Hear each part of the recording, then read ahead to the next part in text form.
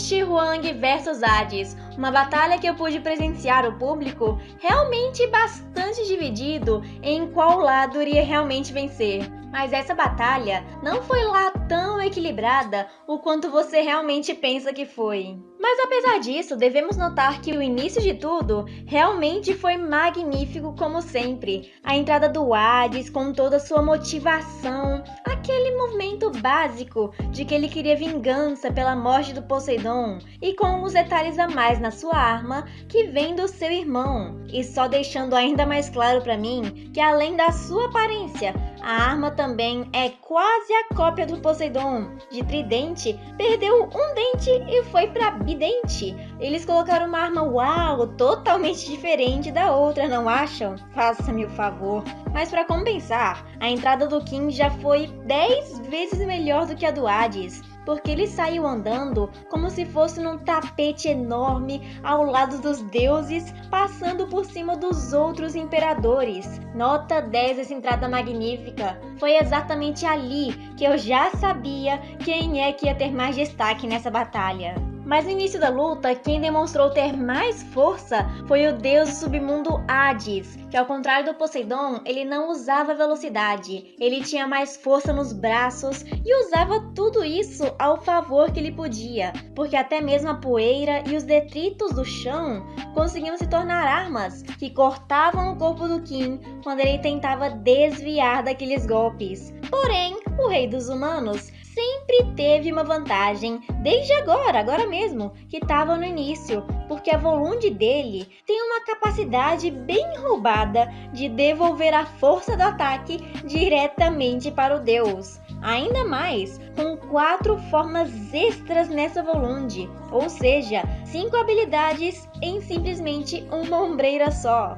E se isso não é vantagem, eu não sei o que mais pode ser. Mas enfim, já no iniciozinho dessa primeira fase, já recebemos uma história do King. Sim, a primeira história do King. Só pra mostrar o como ele era mais foda ainda, depois de ter derrotado um deus demônio chamado Tiel, sem usar nenhum tipo de Volund ou poder divino. Mas a história em si mesmo não serve de quase nada pro progresso da luta. Até aí tava tudo bem. Mas e aí, foi pra frente, serviu um pouquinho pelo menos para revelar que o Hades tem uma força mais do que descomunal do que foi revelada. Ele tem um ataque chamado Titã Perséfone. Eu não lembro o resto da palavra, eu só sei que é Titã Perséfone, mas que era capaz de quebrar até aquela defesa que ele estava usando para devolver os golpes, que conseguiu derrubar ele de uma só vez. Não é à toa que ele é um dos 3 grandes gregos. Mas pelo menos esses golpes quase que fatais que deram no King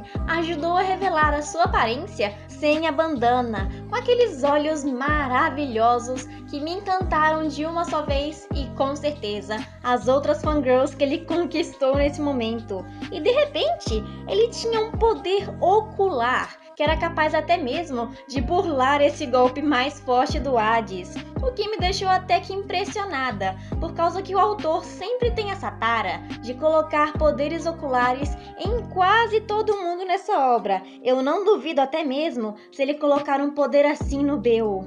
E essa habilidade que o King tinha praticamente enfraquecia o corpo do Hades toda vez que ele tentava fazer um ataque mais poderoso, usando as bolas de ar que atingiam os seus pontos mais importantes, os pontos de Ki no meio do seu fluxo.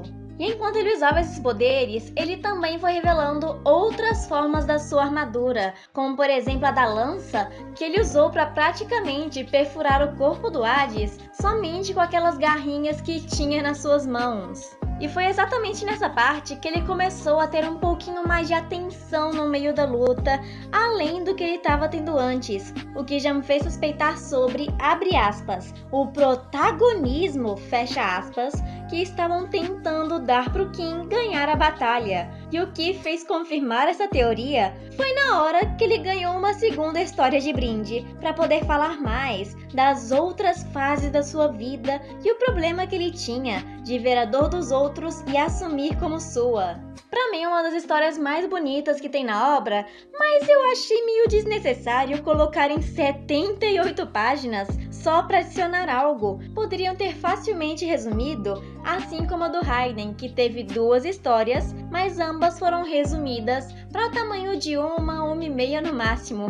Mas depois disso tudo, a história que teve, etc. E lembrando, não tivemos a história do Hades até esse ponto da luta. Ele estava mostrando até a sua força que ele tinha sem a sua arma, como por exemplo o golpe de cornucópia ou cornucópia, não sei qual a diferença, mas é um desses 2 nomes. E até aguentando os chutes que arrancou metade do braço esquerdo dele. E teve uma hora que eu fiquei até com dúvida que o Hades estava quase tentando se matar, porque ele rasgou seu próprio peito para que saísse sangue e fosse para todo o seu corpo, o que para mim era sem motivos, mas foi usado para poder identificar onde aqueles golpes de Ki do King iriam atingir ele. O que já anulou de uma só vez uma das maiores ameaças que o Rei dos Humanos podia ter. E além disso, o seu sangue ícor de Plutão transformava a sua arma, que sugava seu fluxo de Ki e o sangue também, para se transformar em algo mais forte e poderoso, que é chamado de Icor Desmos. E foi exatamente por causa dessa arma evoluída que eu tava pensando que o Hades acabaria ganhando do King, porque ele penetrou completamente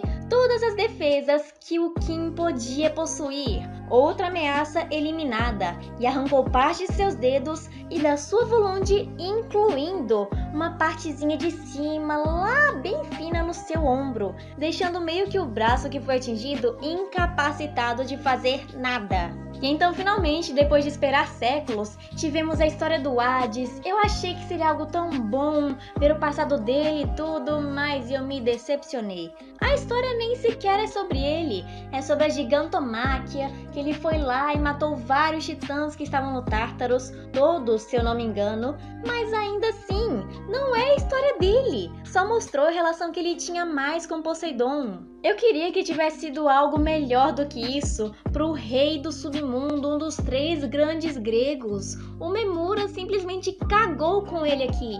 E adivinhem só, logo depois dessa história merda, o King conseguiu a última forma que ele tinha para liberar da sua armadura, que era uma espada enorme, Golgian, muito bonita, que ele ia tentar usar contra o Hades. Deu certo? Não, porque no processo ele acabou perdendo o braço, que já estava todo lascado, mas disse a frase de que um rei nunca desiste.